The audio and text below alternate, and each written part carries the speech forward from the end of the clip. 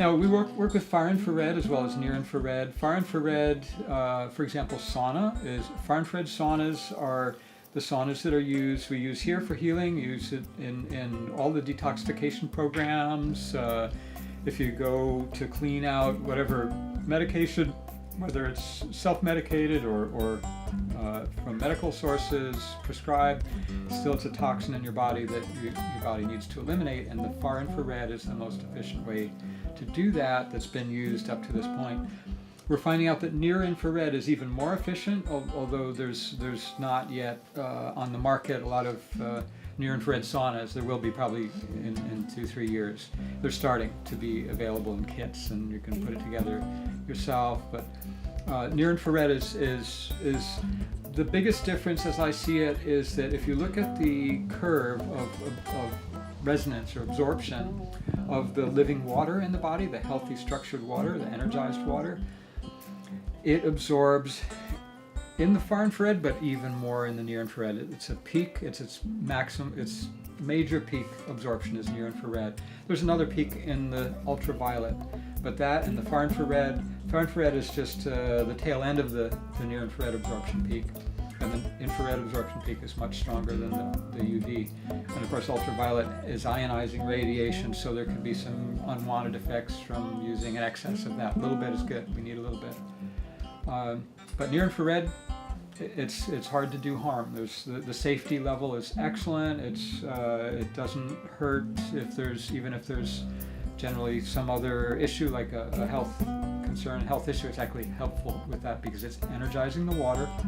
When that living water coherence zone receives the near infrared, it absorbs it and it uses that energy to pull in more water molecules and structure them into this living matrix, this hexagonal honeycomb matrix of sheets and sheets. It builds those sheets out from the cell membrane as a bigger shield. It puts the shields up, and that also store and resonate and hold energy, and that communicate signals instantaneously in all directions.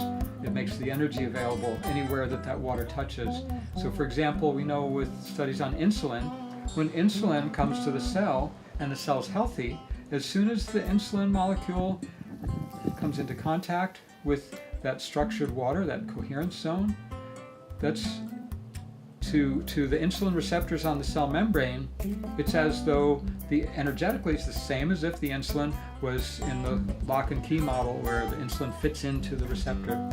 It does fit in, but it doesn't have to when our body is alive, when it's healthy and energized and functioning. The studies actually show that one insulin molecule will trigger an average of 8 insulin receptors at the same time. So it's the infrared model of a garage car door opener. You don't have to go up with the key anymore. You can hit the button from a distance. Our body knows how to do that. So that's so cool. That's what's so cool about near infrared. Let me describe my model of what's happening in the connective tissue, which is the home of every cell.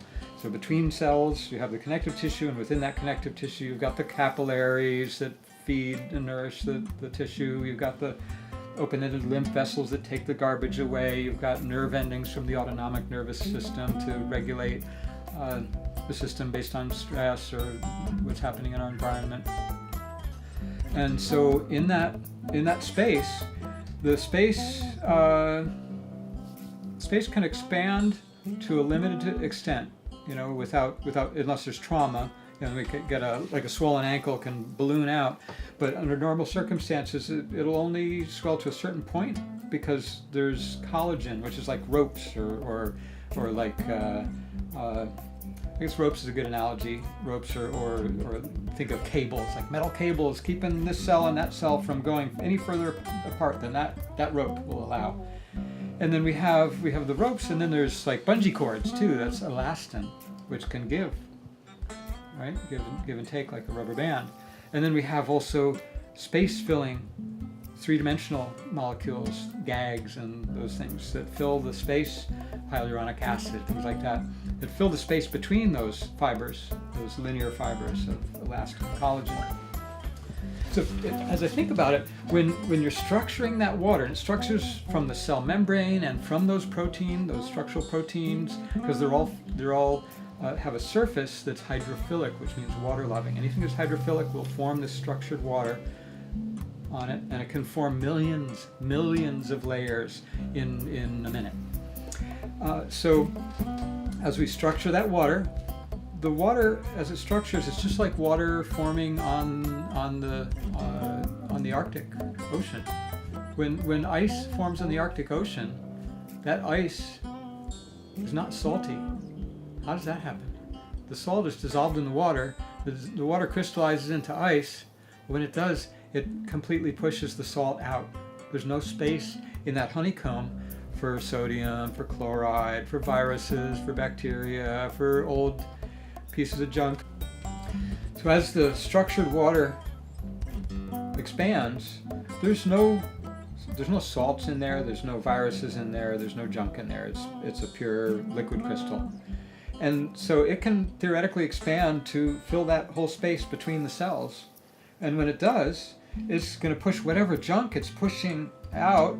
The only place for it to go is in that lymph vessel, the open-ended lymph vessel. That's the drain. It pushes it into the drain, down the drain, into the lymph, which goes to the venous blood, which then sends it to the liver and the kidneys for filtering and detoxifying, or to the skin for elimination through the skin, etc. So really a crucial piece of the puzzle of why we're seeing neurodegenerative disorders, things like Parkinson's and Alzheimer's, improve with near-infrared, actual functional improvement in the course of weeks.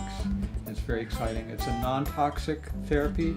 There's clinical trials happening now under National Institute of Health sponsorship, and there's enough data and clinical results already, and it's a safe enough process for anyone to use that highly recommended. Highly recommended.